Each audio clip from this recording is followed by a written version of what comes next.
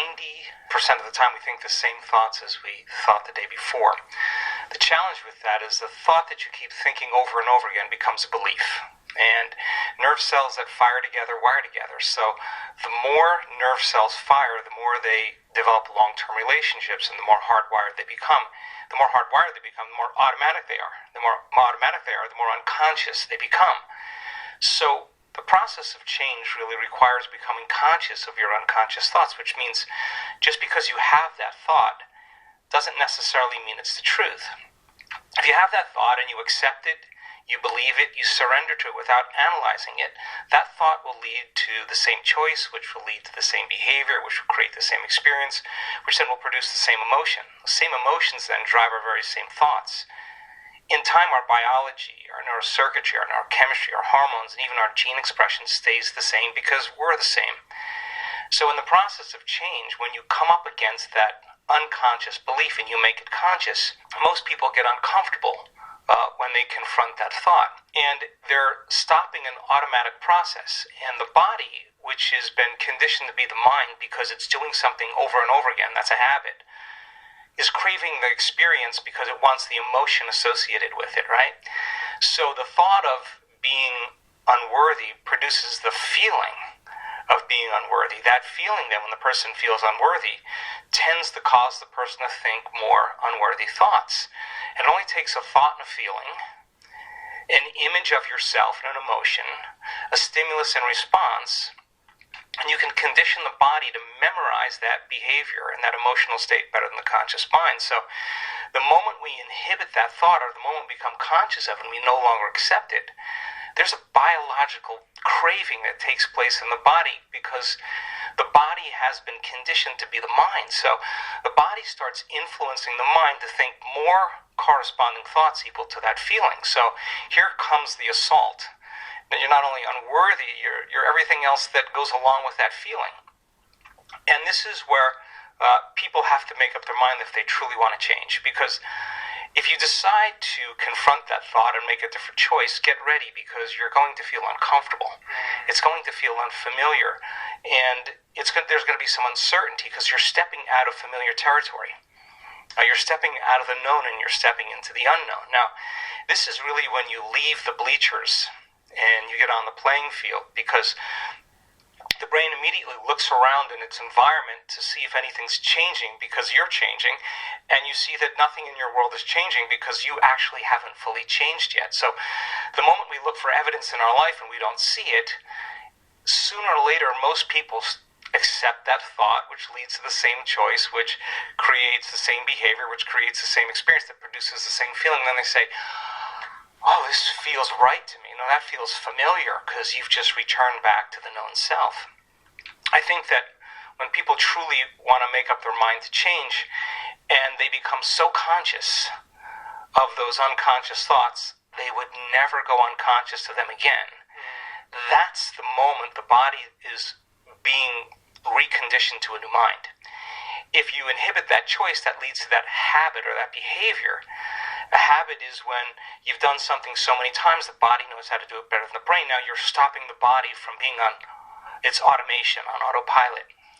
And if the body's craving the feeling of unworthiness and you're stopping the body from feeling that way, and you're aware in your life how you speak, you're aware in your life how you're feeling, and you're checking in, you're saying, do I really want to feel this way? This is that river of change where you're going from the old self to the new self. So it makes sense then. If those principles in biology work in that way, they could actually work in our favor. So if you said, okay, I'm going to sit down for a few minutes, I'm going to become so conscious of my unconscious self, my unconscious personality, that the victory today would not be going unconscious to those thoughts, behaviors, and emotions. Okay, let me get so familiar with them that I don't go unconscious. Okay, I got that down. Now, what thoughts do I want to fire and wire in my brain? And if a belief is a thought that you keep thinking over and over again, with intention and with attention, you'll switch on that prefrontal cortex and assign meaning to the act and start installing new circuits in your brain.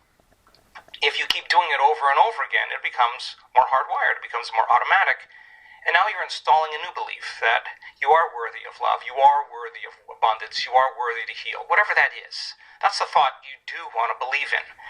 And when it matters the most is when it's the hardest. Because if you don't have the circuitry in place, you'll default back to the old programs, right?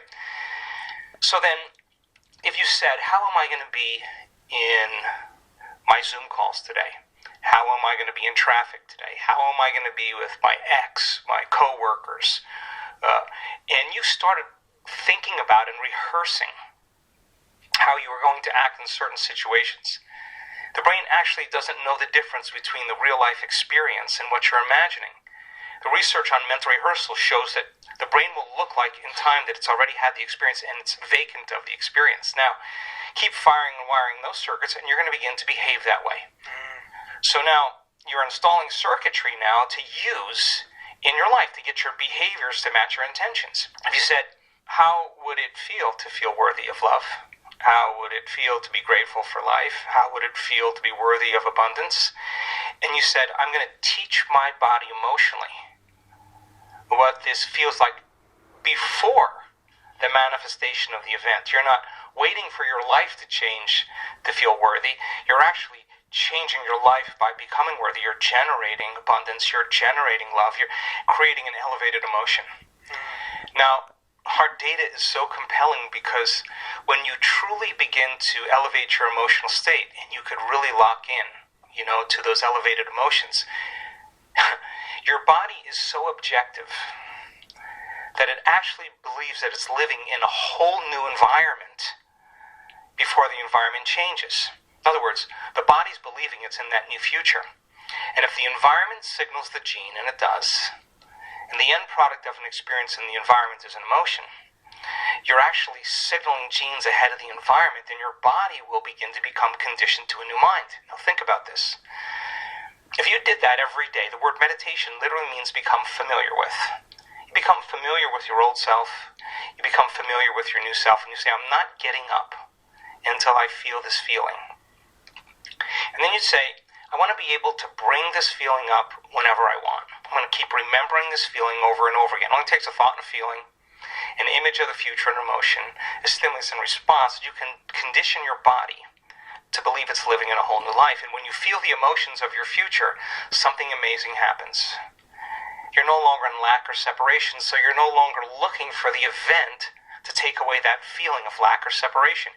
Your body's actually believing it's in the event. And so then you're not looking for it. You feel like it's already happened. Get ready, because that's when your life begins to change. And so we've discovered that if you're actually practicing this and you immersed yourself in that experience fully for 7 days, the amount of metabolic and biological changes that will take place in your body will be so significant that your body will actually believe it's living in that future. And yet, most of the people that come to our workshops are literally in a ballroom. There's nothing really exciting happening in the environment, but their body's believing they're living in a whole new life. And so, one thought leads to a choice, which leads to behavior, which creates an experience that produces an emotion. So then, new information, new knowledge, begins to cause you to think differently. If you can remember that knowledge and begin to make a different choice because you want to experience the truth of that information, you'll have to behave differently. And when the experience occurs and you feel the feeling of your abundance or wealth, I guarantee you're going to continue wanting to make the process of change something consistent in your life. So let's get real clear, because I think it's important for people to understand when we're talking about stress and we're talking about living in survival. It's so important to name those emotions, because anger and frustration and control and hatred and envy and jealousy and insecurity and unworthiness and guilt and shame and suffering and depression, those are all derived. Those are emotions that are derived from the hormones of stress. And psychology calls those normal states of consciousness. Those are altered states of consciousness. Because in stress, the physiology is that we're knocked out of homeostasis. We're knocked out of balance because we're perceiving some threat, some danger, some emergency. And so the stronger the emotion you feel to whatever stressor there is in your life, the more you pay attention to it. And so in time then, you have to keep your attention on all the important elements in your life. So you sit down to do a meditation, and when you're living in stress and you're living in survival, there's only three things that are important in that moment. Your attention is on your body because you got to preserve it. Your attention is on something in your environment. And what's in your environment? People, objects, things, places, and you're very preoccupied with time. And when you're in stress and you're in survival, the brain goes onto a default mode, and it's naturally trying to predict the next moment based on what it's learned in the past. And so as you always try to forecast the future based on your memory of the past, you can't be in the present moment, right? So, and yet our model of change, what we discovered is that the only way a person can change is when they get beyond their body. They get beyond all the elements of their environment, and they get beyond that predictable fusion of familiar past, and they sink into the present moment, which is the unknown. So, if you can't do that because of the hormones of stress, most people will sit down and they'll say, okay, I'm going to close my eyes, I'm going to start this process where I'm going to rehearse how I'm going to be today, and they start thinking about their cell phone. They start thinking about all their emails, and they start thinking, I can't meditate. There's something wrong with me. It's my mother's fault, And they actually believe that thought to be the truth, and then they get up and they actually reaffirm it, and they say, I can't meditate. I can tell you that if you are willing to see that thought as just a thought in your brain, and you're curious what's on the other side of that thought, yeah, you're going to feel uncomfortable. But if you had some tools and skills to apply, and you were able to take your attention off your cell phone and settle your body back down into the present moment, that would be a victory. And then your body would say, come on, you got to feel a little frustration now. You got to be impatient. You got to be judgmental. Come on, that's what you always think. That's how you always feel. And you, like an animal, you settle the body back down into the present moment, and you tell it it's no longer the mind, that you're the mind. That's a victory. Then the body says, hey dude, you're super busy, you got a lot of things to do, you got a lot of people to see, you got a lot of places to go, you got a lot of things to do, and you've been doing the same thing every day. Your body's going to want to get up and do something. You're going to want to quit, because your brain's telling you that you can't do this.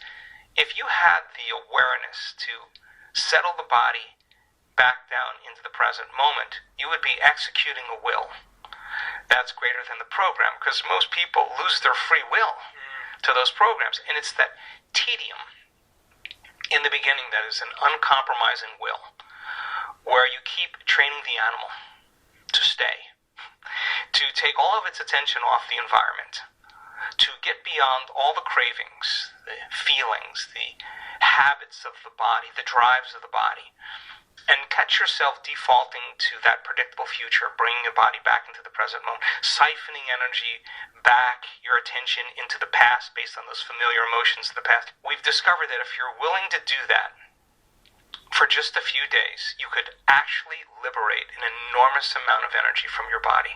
You go from particle to wave, from matter to energy, and you're literally transmuting those limited emotions into elevated emotions, and something really beautiful happens if you're willing to fire the crucible and sit through that long enough.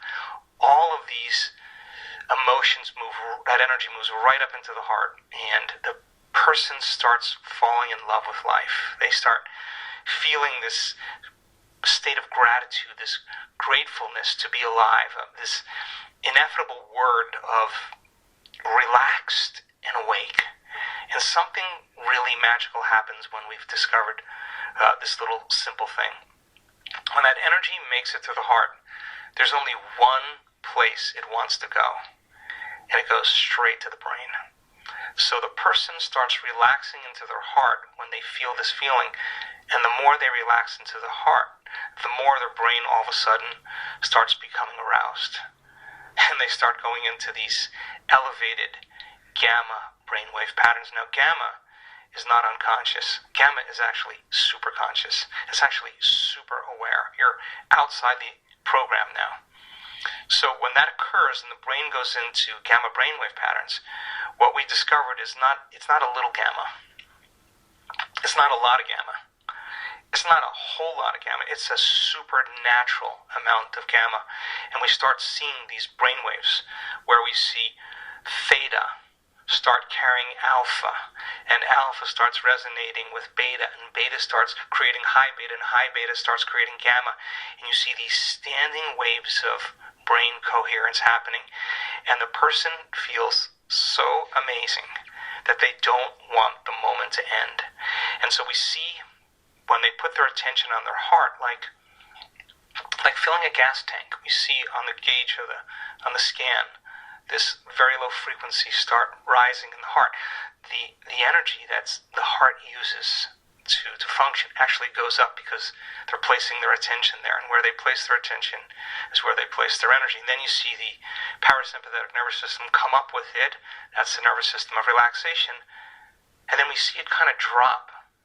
And we see the sympathetic nervous system starting to go up. And now sympathetic regulation is an arousal, right? But the arousal isn't fear. The arousal isn't hatred or aggression. The arousal isn't pain. That's the arousal created from survival. There's only one other arousal, and that's ecstasy. That's bliss. And the person all of a sudden feels connected to something greater. Now here's the beauty. We could see people do this in 15 minutes. The most important takeaway around all of this is that feeling that they're feeling is not coming from anywhere outside of them. No person's doing that. No wardrobe change is doing that. No sports car, no football game. Nothing is doing it to them. It's actually coming from within. That is the moment they stop looking for it outside of them, and the love affair begins. And so when we start feeling these elevated emotions, these more selfless emotions, it's not like you have to try to forgive. It actually is the side effect of you changing your emotional state. You no longer want, because you feel so whole, how could you want anything? So we started interviewing people when they had these moments, and they had such an incredible amount of love that they felt. We measured their oxytocin levels, their love chemicals are very elevated. The amount of gamma in terms of coherence was 200, 300, 400 standard deviations outside of normal in coherent gamma. Now, 3 standard deviations outside of normal in gamma is about 2% of the population. 200, 300, 400, a lot of energy in the brain. So the brain all of a sudden is receiving an enormous amount of energy. So we've discovered relaxed in the heart and awake in the brain. And that process of transformation is your willingness to sit past that thought, past that emotion, keep training the animal, and sooner or later you can recondition it to a new mind.